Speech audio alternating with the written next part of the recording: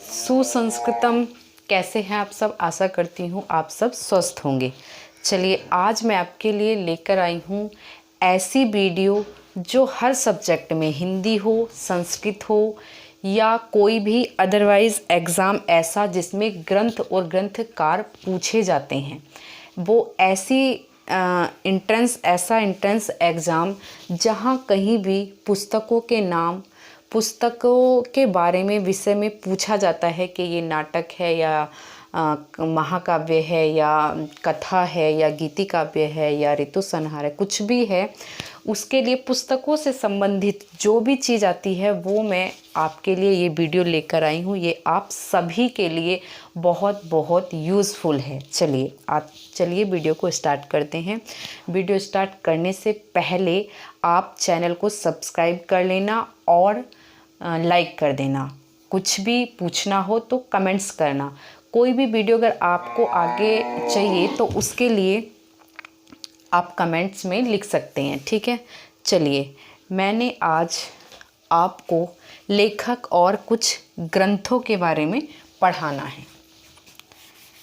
एक दो लेखक और उनके नाटक या उनके ग्रंथों के विषय में पूछा ही जाता है हर एग्ज़ाम में। चलिए, पहले मैंने लेखक लिए हैं भास।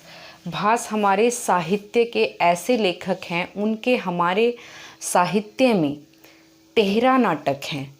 13 के 13 नाटक आज मैं आपको भास के लिखवाऊंगी और ये नाटक इतने इम्पोर्टेंट हैं, इतने अच्छे नाटक हैं कि इनमें से पूछा ही जाता है, कुछ ना कुछ पूछा ही जाता है। कोई सा नाटक हमारा हमसे किसी भी एग्ज़ाम में भास के द्वारा लिखा गया नाटक ज़रूर आता है, अधिकांशतः।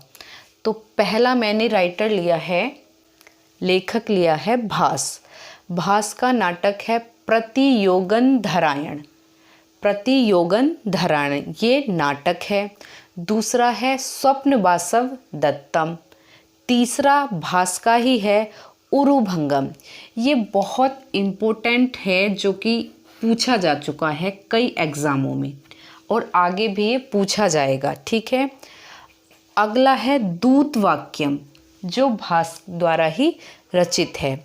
फिर है पंचरात्रम, बालचरितम, पंचतंत्र, जो कि विष्णु शर्मा का लिखा हुआ है। ये है पंचरात्रम और पंचतंत्र। इन दोनों में बहुत कम डिफरेंट है। अगर आप गलती से भी एग्ज़ाम में ये दिया और विष्णु शर्मा भी दिया ऑप्शन में और भास भी दिया तो थोड़ी बहुत कन्फ्यूज़न हो जाती है। उस कन्फ्यूज़न को दूर करने के लिए या उससे बचने के लिए हमें ऐसे सभी नाटकों को पढ़ना है जो एक दूसरे से मिलते जुलते हैं। यानी कि जैसे पंच आया, विष्णु शर्मा के में भी पंच है। पंचरात्रम हमने नहीं पढ़ा, हमने तंत्र पढ़ लिया।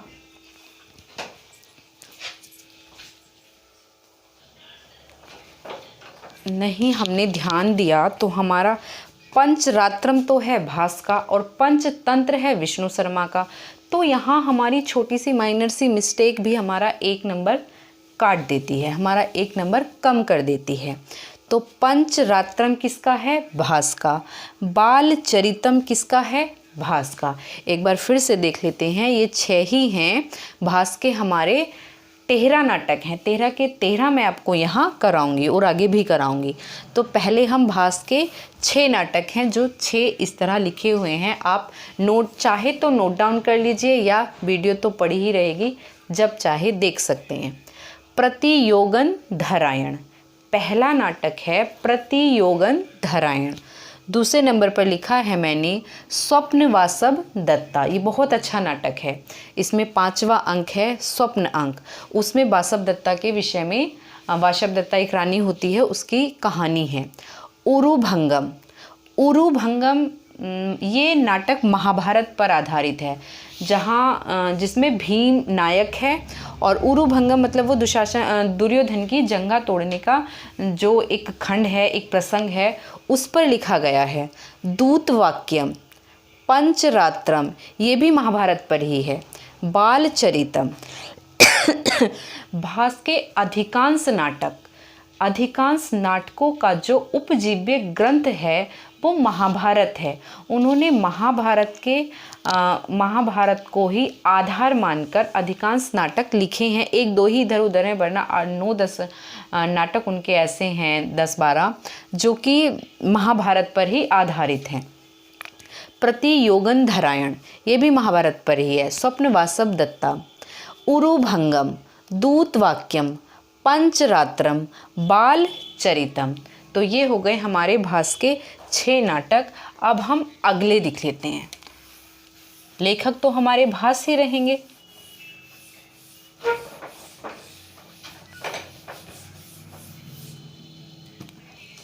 अगला नाटक है हमारा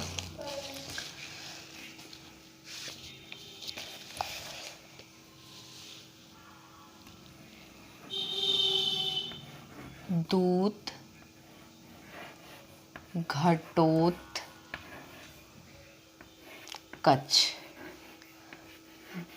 घटोत्कच। ये भी महाभारत में ही था एक पात्र, जो कि भीम का पुत्र है। दत्तम। चलिए अगले हैं भास के नाटक दूत घटोत्कचम। घटोत्कच के विषय में आप सब जानते हैं कि वह भीम का पुत्र था, जो कि एक हिडम्बा राक्षसी थी। वनवास के समय जब भीम को 5 पांडव द्रौपदी सहित वन में गए थे वनवास को, तो भीम ने एक राक्षसी से विवाह किया था, जिसका पुत्र घटोत्कच था, जो महाभारत की लड़ाई के समय आया था। तो दूत घटोत्कच किस पर आधारित हो गया? ये नाटक भी हमारा महाभारत पर। कर्णभारम, कर्ण भी हमारा एक पात्र महाभारत का ही है। तो ये कर्णभारम भी हमारा एक नाटक है, जो कि महाभारत पर ही आधारित है और भास के द्वारा ये रचित हैं। ये अभी सारे भास के ही नाटक चल रहे हैं। और मध्यम व्यायोगः, ये भी महाभारत पर ही आधारित नाटक है। प्रतिमान नाटकम और अभिषेक नाटकम, अविमारकम और चारुदत्तम। ये चारुदत्तम है। चारुदत्तम भी बहुत अच्छा नाटक है। किसका है चारुदत्तम? भास का।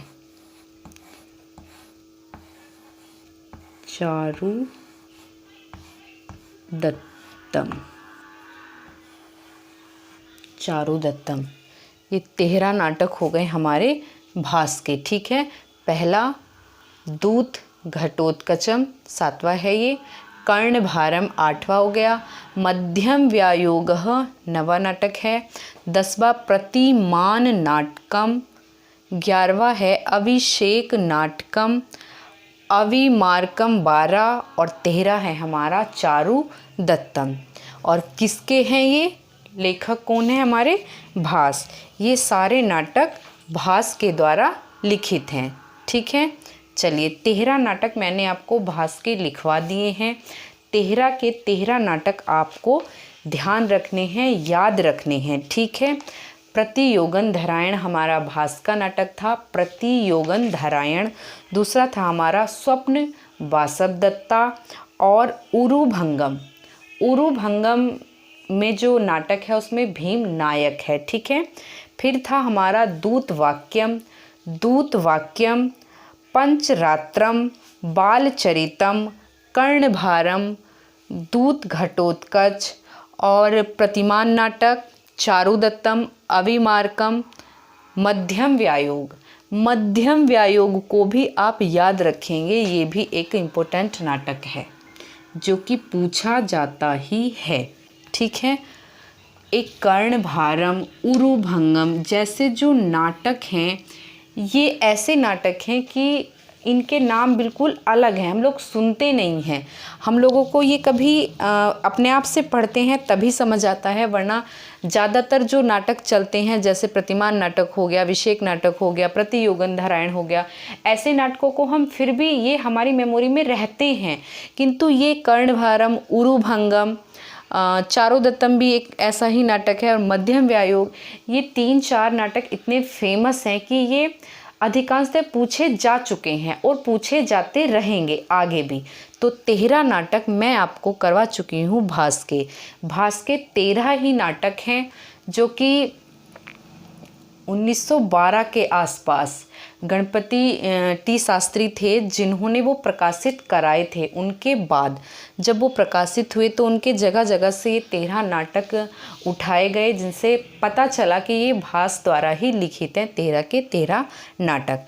तो हमारा दूत घटोत्कचम, कर्णभारम, मध्यम व्यायोग, प्रतिमान नाटक, चारुदत्तम, अविमार्कम, अभिषेक, उरुभंगम, प्रतियोगंधरायण, स्वप्नवासव दत्ता, उरुभंगम, पंचरात्रम, बालचरितम, ये सारे नाटक हमारे भास के हैं जो आपको अच्छे से याद हो गए होंगे। आप बार बार अपने मेमोरी में रिवीजन करते रहेंगे तो ये आपको नज़र आते ही समझ आएगा कि हाँ ये भास द्वारा लिखित नाटक हैं। फिर से देख लेते हैं दूत घटोत्कचम। आपको इतना भी पता है ना कि ये नाटक भास के अधिकांश महाभारत पर ही आधारित हैं, तब भी आप कर ले जाएंगे। दूत घटोत्कच, घटोत्कच का नाम हम हिंदू धर्म से बिलोंग करते हैं तो सभी जानते हैं। जो भी एंट्रेंस एग्ज़ाम की, चाहे वो हिंदी से तैयारी कर रहे हो, चाहे वो संस्कृत से कर रहे हो, चाहे वो अन्य हिस्ट्री, इतिहास, भूगोल जिससे भी कर रहे हो, ये सब तो आप हम कथाएं पढ़ते हैं, धारावाहिक देखते हैं, तो हमें पता है कि घटोत्कच एक नाम है और घटोत्कच भीम का पुत्र था। इतना हमें पता ही होता है, लगभग सभी को मैं समझती हूँ ये जानते होंगे। तो ये नाटक दूत घटोत्कच किसका पुत्र हुआ? भीम का। भीम किस में थे? महाभारत में। और महाभारत पर जितने भी आधारित नाटक हैं वो किसने लिखे हैं? भास ने। तो ये एक रिलेशन हो जाता है हमारी मेमोरी में, हम रिलेशन करके पढ़ सकते हैं, हम अपनी चीज़ों को लंबे समय तक याद कर सकते हैं। तो ये एक याद करने का मैंने आपको तरीका बताया है, ठीक है। दूत घटोत्कचम हो गया किसका नाटक? भास का। किस पर आधारित? महाभारत पर। फिर कर्णभारम, जो कर्ण थे, दानवीर कर्ण भी महाभारत का ही एक पात्र है जो पांडवों के ही भाई थे, किंतु उनका पालन पोषण एक अलग हुआ था और इन पांचों का मां कुंती ने किया था। मध्यम व्यायोग, प्रतिमान नाटकम, अभिषेक नाटकम, अविमार्कम, चारुदत्तम, बालचरितम, प्रतियोगंधरायण, उरुभंगम, स्वप्नवासव दत्तम और दूतवाक्यम, पंचरात्रम, ये सारे नाटक हमारे भास के हैं जो कि महाभारत पर आधारित हैं। तो ये 13 नाटक हमारे तैयार हो गए हैं भास के। चलिए अब आगे देख लेते हैं। चलिए अगले ग्रंथ हैं, अगली रचनाएं हैं हमारी भर्तृहरि की। पहली रचना है भर्तृहरि की श्रृंगार शतक। भर्तृहरि कौन थे? विक्रमादित्य के बड़े भाई थे। भर्तृहरि विक्रमादित्य के बड़े भाई थे और भर्तृहरि के विषय में आप जानते भी होंगे। उनकी जो ये नीति शतक बुक है, पुस्तक है, ये बहुत फेमस है। इसके कुछ श्लोक हम 5th क्लास से भी पढ़ते आ रहे हैं। मतलब हमको ये 5th क्लास से ही नीति परख बातें बताई जाती हैं। हमारे घर में भी कुछ कहावतें जो हैं वो आपको नीति शतक में ही मिल जाएंगी। बहुत अच्छा ग्रंथ है ये। 100 से 110-121 श्लोक हैं, लेकिन ये शतक मानी गई हैं। 100 श्लोक तो हैं ही, 100 से कम किसी भी किताब में उनके नहीं है, इसीलिए इनको शतकम कहा गया है। ये शतकम के नाम से इसीलिए प्रसिद्ध है। और हर एक पद, हर एक श्लोक एक दूसरे से कड़ी या कथा की तरह नहीं जुड़ा। ये मुक्तक छंद में लिखे गए हैं। ये जो हमारे नीति शतक के कवि हैं, लेखक हैं भर्तृहरि, ये हमारे मुक्तक काव्य के भी सबसे बड़े कवि माने जाते हैं, क्योंकि इनका जो हर एक श्लोक, हर एक पद है वो किसी से जुड़ा नहीं है, किसी से अगले पद से या पिछले पद से रिलेटिव नहीं है। वो अपने आप में एक अलग है। जैसे हमने पढ़ा होगा, एक श्लोक है उनका,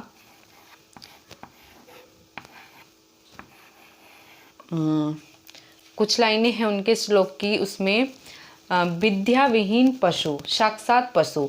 तो जो विद्या नहीं जानता, अनपढ़ है, वो साक्षात पशु के समान है। विद्या से मतलब है जिसमें ज्ञान नहीं है, जिसमें ज्ञान नहीं है, सोचने समझने की परख नहीं है, शक्ति नहीं है, वो पशु के समान है। उन्होंने उसे पशु कहा है।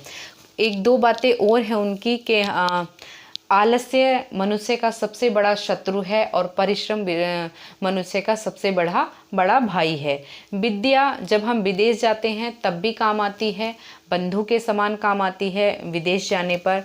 और ये ऐसा धन है, इसे कोई चुरा नहीं सकता, बांटते हैं तो बढ़ता है। इस तरह की जो सारी बातें हैं ना, वो इस ग्रंथ नीति शतक में मिल जाएंगी। इनके विषय में एक उक्ति भी प्रसिद्ध है जो हम लोग जानते हैं। इनकी जो पत्नी थी भर्तृहरि की, उनका नाम था पिंगला। भर्तृहरि की पत्नी का नाम था पिंगला। ये राजा थे, विक्रमादित्य के बड़े भाई थे, तो राजा ही थे। इनका माल देश में इनका राज्य था। तो वहाँ इनकी पत्नी पिंगला बहुत सुंदर थी, देखने में बहुत सुंदर थी। इनसे भी प्रेम करती थी और इनके अलावा वो दूसरे व्यक्ति से भी प्रेम करती थी। जब इन्होंने श्रृंगार शतक लिखी तब ये अपनी पत्नी से बहुत प्यार करते थे और उनमें ही रत थे। किंतु वह पत्नी किसी और से भी प्रेम करती थी या किसी और में भी वह अनुरक्त थी। जब एक बार इनके यहाँ एक राज दरबार में किसी ने फल लाकर दिया कि ये फल, राज दरबार में जो महिला फल लाई थी उसे भी किसी ने वो फल दिया था कि ये फल ऐसा फल है जो इसका पान करेगा, इसे खाएगा, वो हमेशा जवान रहेगा, बूढ़ा नहीं होगा। तो क्यों ये अपनी पत्नी से बहुत ज़्यादा प्यार करते थे और इन्हें लगा कि इसे खाकर मैं क्या करूँगा, मैं अपनी पत्नी को खिला देता हूँ जिससे वो हमेशा इतनी सुंदर रहे। तो वो अपनी पत्नी को देते हैं। पत्नी को देने के बाद पत्नी किसी और से प्यार करती थी। एक दरोगा था, उससे प्यार करती थी जो सैनिक ही था। अब के टाइम का हम उसे दरोगा मान सकते हैं। तो एक दरोगा से प्यार करती थी तो वो फल उसे दे देती है क्योंकि वो उसमें ज़्यादा अनुरक्त थी। तो वो उसको दे देती है कि वो अच्छा रहना चाहिए, जवान रहना चाहिए। फिर वो क्या करता है, वो भी किसी और में अनुरक्त था, तो वो उस फल को किसी वैश्या से अनुरक्ति करता था पिंगला के अलावा भी, तो वो उसको दे देता है। जब वो फल भर्तृहरि से पिंगला के पास गया, पिंगला से उस दरोगा के पास गया, उस दरोगा से वो वैश्य के पास गया और वैश्य के पास से वो फिर राजा के पास यानी भर्तृहरि के पास पहुंचता है, तब वहाँ से ये इस सारे फल की खोजबीन शुरू होती है और ये पता लगाते हैं ये कहाँ से चला, कहाँ गया, क्योंकि ये तो मैंने अपनी पत्नी पिंगला को दिया था। तब उन्हें पता लगता है कि कोई किसी से प्रेम नहीं करता, सब एक दूसरे में अनुरक्त हैं बस। तो जब उन्होंने इस इस वैराग्य शतक की रचना की, उन्होंने वैराग्य ही ले लिया था संसार से। पहले श्रृंगार शतक लिखा, पहले श्रृंगार शतक लिखा, नीति शतक लिखा, इसके बाद वैराग्य शतक लिखा।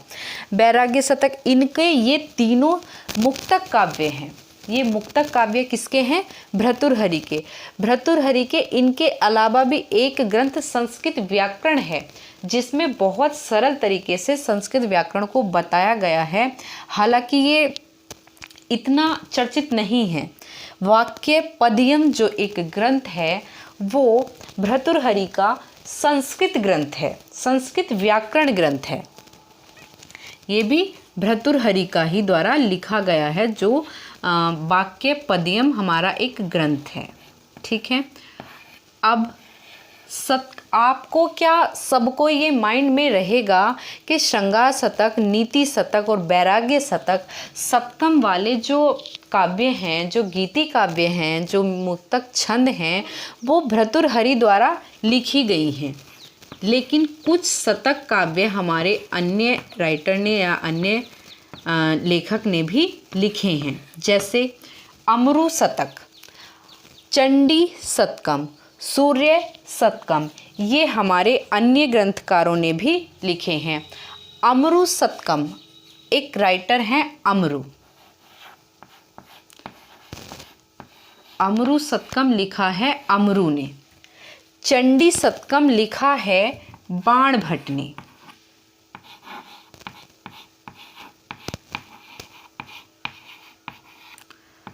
और सूर्य शतक लिखा है मयूर भट्ट ने।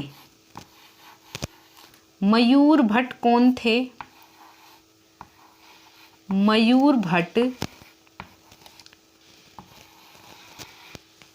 बाणभट्ट के साले थे।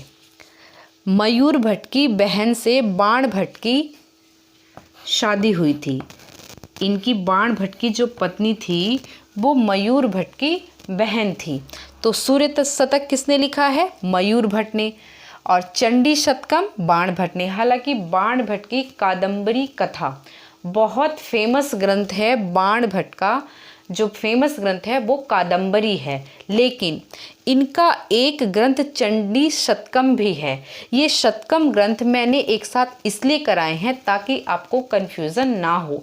अगर चंडी शतक दिया तो कहीं आप भर्तृहरि ना लगा दें, क्योंकि बाणभट्ट आपको ध्यान रहेगा कि कादंबरी, बाणभट्ट ने तो कादंबरी लिखी है और बाणभट्ट तो चंडी शतक लिख ही नहीं सकते। चलिए इसको काट दीजिए। तो ये नीति शतक और श्रृंगार शतक और वैराग्य शतक भर्तृहरि ने लिखी है। क्या पता चंडी शतक और सूर्य शतक भी भर्तृहरि ने लिखी हो। ऐसे क्वेश्चन अधिकांश आते हैं। मैंने आपसे पहले ही कहा था कि जो हमारे मिलते जुलते ग्रंथ होते हैं एग्जामिनर उनको ही उठाकर देता है। उनको उठाकर इसलिए देता है जिससे कन्फ्यूज़न में बच्चे आंसर गलत करें। तो मैंने जितने भी शतक थे आपको एक साथ इसलिए कराए हैं ताकि आपको ध्यान रहे। अमरु शतक, इसमें तो कोई कन्फ्यूज़न है ही नहीं क्योंकि उनका नाम ही ग्रंथ में आ रहा है। इसके अमरु जो लेखक हैं उन्होंने अमरु शतक लिखा, तो ये तो आपको आराम से ध्यान रहेगा, इसकी तो कोई दिक्कत ही नहीं है।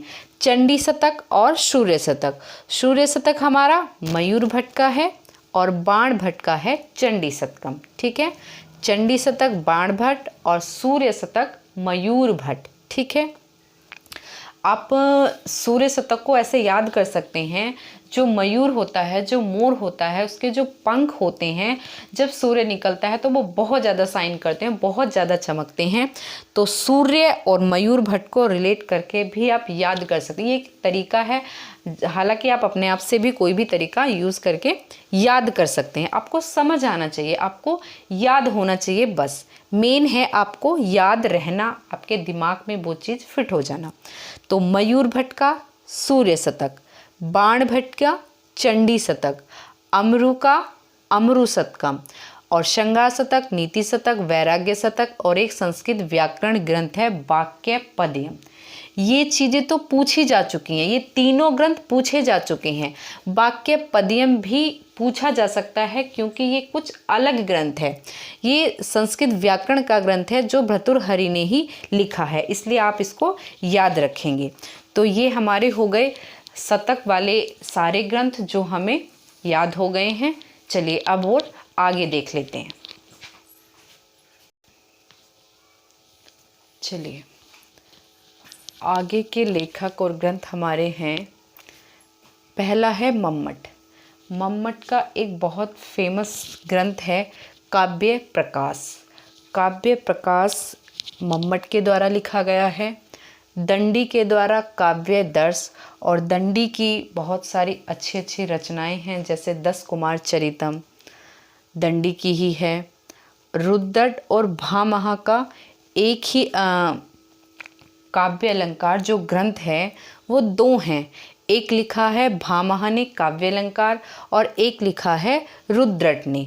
रुद्रट ने भी काव्य अलंकार लिखा है और भामह ने भी काव्य अलंकार लिखा है। काव्य अलंकार संग्रह किसने लिखा है? उद्भट ने। काव्य अलंकार संग्रह किसने लिखा? उद्भट ने। काव्य अलंकार सूत्र, सूत्र किसने लिखा है? वामन ने। काव्य प्रकाश, काव्य दर्श, काव्य अलंकार संग्रह और काव्य अलंकार सूत्र, ये तीनों तो एक जैसी ही हैं। इनमें हमें राइटर की कन्फ्यूज़न हो सकती है, हो सकती क्या है, होगी ही। इसलिए हमें ये बड़े आराम से ध्यान से समझ कर पढ़नी है। काव्य प्रकाश मम्मट का है, कोई दिक्कत नहीं। काव्य दर्श दंडी का है, ये भी हमें पता ही है।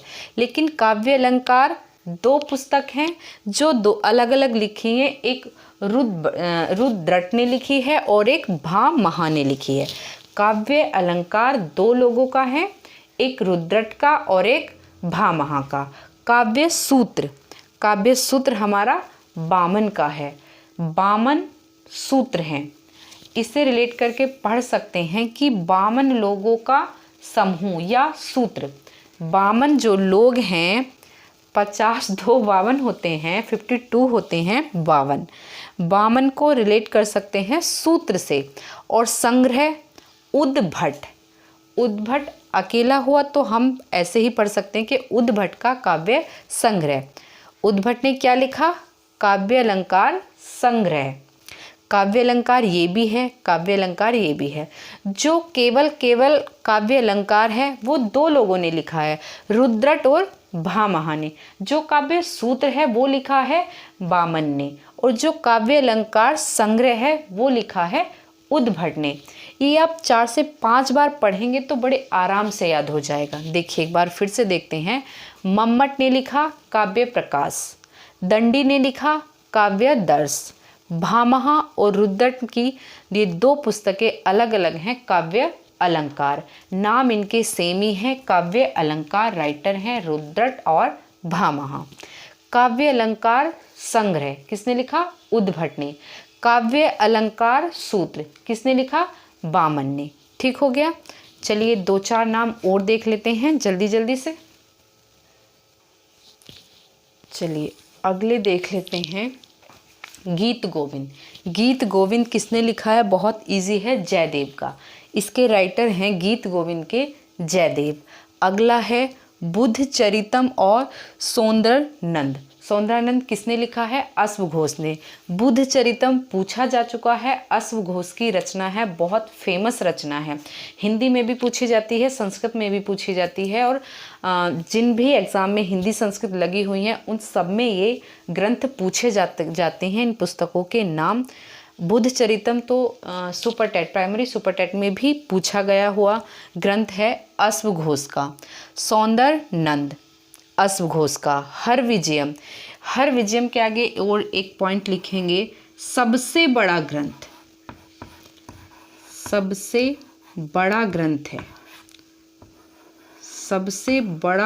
है ये हमारा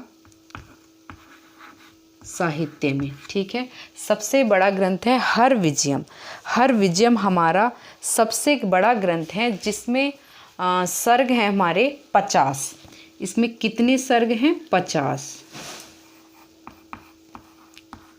इसमें सर्गों की संख्या है 50। ये साहित्य का सबसे बड़ा ग्रंथ है जिसमें सर्ग 50 हैं। हर विजयम लिखा किसने है? ये रत्नाकर ने। किसने लिखा है? रत्नाकर ने। पाताल विजयम पाणिनि ने। पाणिनि का सबसे फेमस ग्रंथ है अष्टाध्यायी शब्दानुशासन। जो व्याकरण ग्रंथ है पाणिनिकृत शब्दानुशासन अष्टाध्यायी के नाम से आप सब जानते हैं। लेकिन ये इन्होंने महाकाव्य भी लिखा है जिसका नाम है पाताल विजयम। ये पाणिनि ने ही लिखा है। संस्कृत व्याकरण के साथ साथ ये महाकाव्यकार भी हैं जिन्होंने पाताल विजयम लिखा है। और पतंजलि ने महाभाष्य के साथ साथ जो योग सूत्र है हमारा महाभाष्य, उसके साथ साथ इन्होंने एक और महाकाव्य लिखा है जिसका नाम है महानंद काव्यम। क्या नाम है? महानंद काव्यम। ठीक है, चलिए पहला है हमारा गीत गोविंद के लेखक कौन है? जयदेव। सौंदरानंद और बुद्ध चरितम के अश्व घोष, हर विजयम के रत्नाकर, पाताल विजयम के पाणिनि और महानंद काव्यम के पतंजलि। ठीक है, पाणिनि पाताल विजयम, पतंजलि महानंद काव्यम और महाभाष्य। चाहे तो यहाँ लिख सकते हैं महाभाष्य, वैसे आप जानते हैं महाभाष्य किसने लिखा है? योग सूत्र किसने लिखा है? वो लिखा है पतंजलि ने। महाभाष्य और योग सूत्र और महानंद काव्य, ये पतंजलि के द्वारा लिखे गए तीनों फेमस हैं। ठीक है, योग सूत्र, महाभाष्य और महानंद काव्य, ये तीनों पतंजलि के द्वारा लिखे गए हैं। कौन कौन से, एक बार फिर से देखेंगे। महानंद काव्य जो मैंने आपको नोट डाउन कराया है, महानंद काव्य, महाभाष्य और तीसरा है योग सूत्र। योग सूत्र तो आपको याद रहेगा क्योंकि पतंजलि का योगाभ्यास योग बहुत फेमस है। योग गुरु हैं जो पतंजलि के प्रोडक्ट चलाते हैं। तो महानंद काव्य, महाभाष्य और योग सूत्र, ये ग्रंथ किसके हैं? पतंजलि के। ये पतंजलि की ही रचनाएं हैं तीनों, महानंद काव्य, महाभाष्य और योग सूत्र। और पाणिनि की अष्टाध्यायी, जो अष्टाध्यायी एक संस्कृत व्याकरण सबसे बड़ा ग्रंथ है, सबसे ज़्यादा मान्य जो ग्रंथ है हमारा संस्कृत व्याकरण में, वो है अष्टाध्यायी। अष्टाध्यायी के बहुत नाम हैं, जैसे शब्दानुशासन। शब्दानुशासन, अष्टाध्यायी एक ही पुस्तक है। और इन्होंने, पाणिनि जी ने एक और ग्रंथ लिखा है पाताल विजयम। जामवंती विजय भी इसका ही नाम है और पाताल विजयम, ये दोनों के एक ही पुस्तक है। दोनों, इसके दो नाम हैं, पाताल विजयम और जामवंती विजय। रत्नाकर हरविजयम जो सबसे बड़ा ग्रंथ है, हरविजयम सबसे बड़ा ग्रंथ रत्नाकर के द्वारा लिखा गया है। रत्नाकर सबसे बड़ा ग्रंथ लिखा उन्होंने, हरविजयम। सौंदरानंद और बुद्धचरितम अश्वघोष की रचनाएं हैं। जयदेव गीत गोविंद की रचनाएं हैं। चलिए आज के लिए इतनी ही रचनाएं, आगे और मैं आपको एक दो वीडियो में और करा दूंगी। आज के लिए इतनी ही काफ़ी हैं। इनको पढ़िए, 1 से 2 बार इस वीडियो को देखिए, आपको सारी रचनाएं, सारी पुस्तकों के नाम और लेखक दोनों याद हो जाएंगे। चलिए, वीडियो पसंद आए तो लाइक करना, चैनल को सब्सक्राइब करना, ताकि मैं आगे जो भी वीडियो डालूं आपको आराम से मिल जाए। तब तक के लिए जयतु संस्कृतम।